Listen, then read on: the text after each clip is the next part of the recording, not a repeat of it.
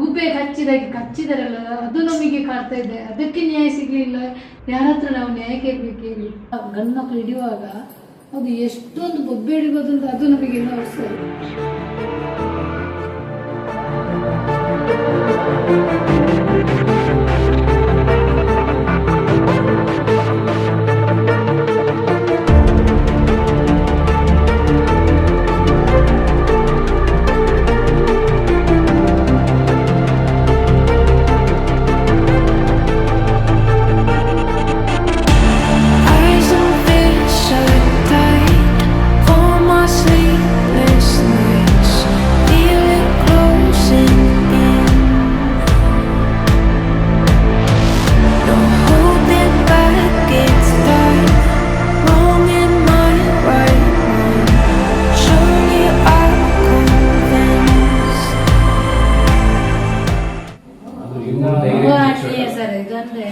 ದಕ್ಷಿಣ ಕನ್ನಡ ಮಕ್ಕಳು ಅಂತಲ್ಲ, ಜಾಸ್ತಿ ನಿಮ್ಮ ಕಡೆಯಿಂದ ಮಕ್ಕಳನ್ನೇ ಇದು ಮಾಡ್ತಾ ಇದ್ದಾರೆ.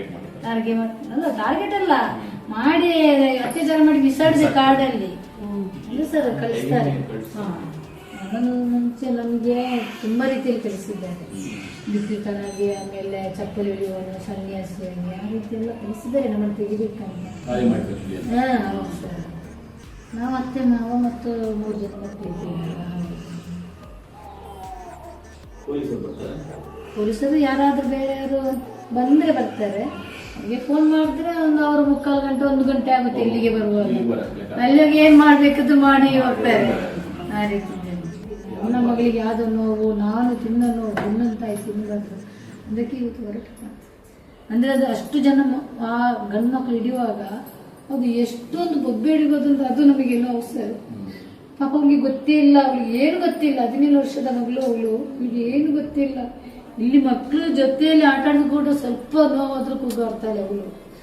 ಗೂಬೆ ಕಚ್ಚಿದಾರಲ್ಲ ಅದು ನಮಗೆ ಕಾಡ್ತಾ ಇದೆ. ಅದಕ್ಕೆ ನ್ಯಾಯ ಸಿಗ್ಲಿಲ್ಲ. ಇವತ್ತು ಅವರು ಮಾಡಿಲ್ಲ, ಇವ್ರು ಮಾಡಿದಾರೆ ಅಂತ ಹೇಳ್ತಾ ಇದ್ದಾರಲ್ಲ ಅಮ್ಮ. ಯಾರ ಹತ್ರ ನಾವು ನ್ಯಾಯ ಕೇಳಬೇಕು ಹೇಳಿ? ಇವತ್ತು ಬದುಕಬೇಕಿದ್ರೆ ತುಂಬಾನೇ ಕಷ್ಟ ನಮಗೆ ಇಲ್ಲಿ. ಅಂದ್ರೆ ಗಿರೀಶ್ ಮಠನವರಿಗೆ ನನ್ನನ್ನು ಕಟ್ಟಿಕೊಡುದು, ಮತ್ತೆ ಮಹೇಶಣ್ಣ ಅವರ ಮೇಲೆ ಏನೇನೋ ನಮ್ಮ ಮೇಲೆ, ಮಕ್ಕಳ ಮೇಲೆ ಇದು ಮಾಡ್ತಾರೆ. ಅದನ್ನು ಕೂಡ ನಾವು ನೋವನ್ನು ನುಂಗಿಕೊಂಡು ಯಾರ ಹತ್ರನೂ ಕೂಡ ಒಂದು ಮಾತು ಕೂಡ ಅವರಿಗೆ ನಾವು ವಾಪಸ್ ಕೊಡೋದಿಲ್ಲ. ಯಾರು ಏನೇ ಹೇಳಲಿ ಅದನ್ನು ಮನಸ್ಸಿನಲ್ಲಿ ಇಟ್ಟುಕೊಂಡು ಇವತ್ತು ಹೋರಾಟ ಮಾಡ್ತಿದ್ದೀವಿ. ಈಗ ಸಮಾಜಕ್ಕೆ ಸೌಜನ್ಯ ನ್ಯಾಯ ಸಿಗಬೇಕು ಅಷ್ಟೇ ನಮ್ಮ ಹೋರಾಟ. ಇವತ್ತು ಹುಟ್ಟಿದ ಮನುಷ್ಯನಲ್ಲಿ ಸಾಯ್ತಾನೆ. ಮಕ್ಕಳಿಗೆ ಇನ್ನಾದರೂ ಒಂದು ದಾರಿ ನಡೆಯುವಂತ ಇವತ್ತು ಸೌಜನ್ಯದಿಂದಲೇ ಆಗಬೇಕಾದಂತ ನಮಗೊಂದು ಎಲ್ಲರ ಹತ್ರ ಬೇಕಿತ್ತು. ಅವತ್ತು ಸದಾ 12 ಗಂಟೆ 1 ಗಂಟೆನಲ್ಲಿ ನಾನು ಕೂಡ ಹುಡುಕಾಡಿದ್ದೀನಿ. ಮತ್ತು ಆ ಜಾಗ ಇರಲೇ ಇಲ್ಲ. ಮರುದಿವಸ ಅದೇ ಜಾಗದಲ್ಲಿ ಒಂದು ಕೈಯನ್ನೆಲ್ಲ ಕಟ್ಟಾಕಿದ್ದಾರೆ.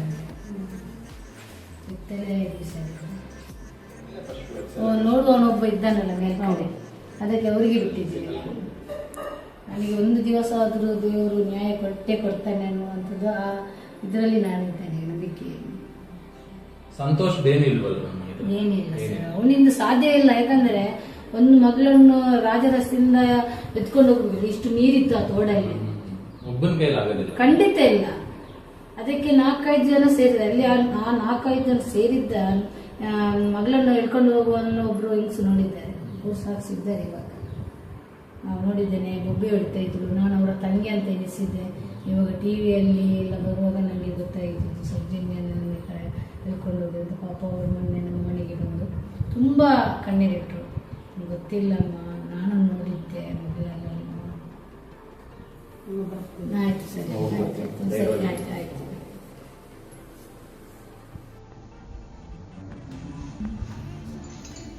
ಕೆಲಸ ಎಲ್ಲ ನಮಗೆ ಜಾಗ ಇಲ್ಲ ಅಂತ. ಇದೆ ಸರ್ ನಮ್ದು. ಮತ್ತೆ ನಾವು ಏನಿಲ್ಲಿ ಫಂಕ್ಷನ್ ಮಾಡಿದ್ರು ಡ್ರೋನ್ ಕ್ಯಾಮರಾ ಬಿಡ್ತಾರೆ ಅವರು. ಹೌದಾ? ಅವ್ರು ಯಾರು ಹೋಗ್ತಾರೆ ನಮ್ಮ ಮನೆಗೆ ಅಂತ ಎಲ್ಲ ನೋಡ್ಕೊಂತಾರೆ.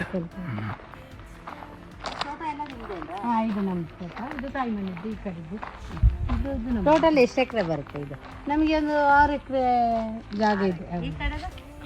ಈ ಕಡೆ ಒಟ್ಟಿಗೆ ಸೇರಿ 6 ಎಕರೆ ಇದೆ. ನಡೆಯಲ್ಲಿ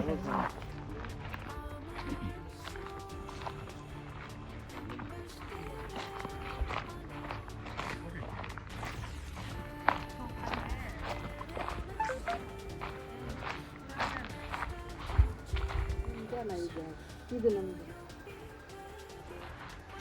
ಅಮ್ಮ ಈಗ ಯಾರು ಬರ್ತಾರೆ ಹೋಗ್ತಾರೆ ಅಂದರೆ ಅವರು ಕಾವಲು ಬಿಡ್ತಾರೆ ಹಾಗೇನಿಲ್ಲ ಸರ್, ಇವಾಗ ಹಾಗೇನಿಲ್ಲ. ಅಲ್ಲ ಅವ್ರ ಕಡೆ